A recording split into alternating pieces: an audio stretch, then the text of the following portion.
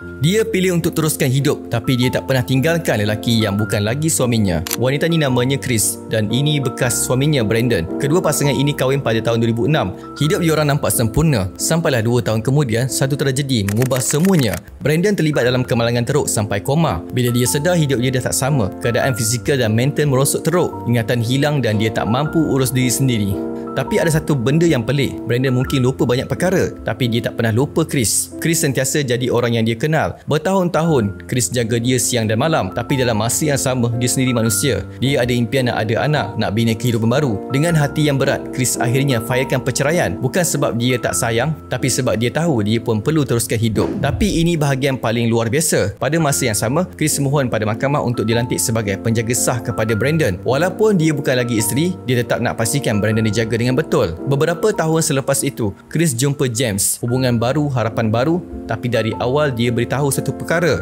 Apa pun jadi, aku tak akan tinggalkan Brandon. James tak marah, tak cemburu, tak halang. Dia terima. Malah dia anggap Brandon sebahagian daripada keluarga diorang dan dia sendiri turut membantu menjaganya. Kisah ini bukan pasal cinta tiga segi. Ini kisah tentang setia, kemanusiaan dan pilihan paling berat dalam hidup.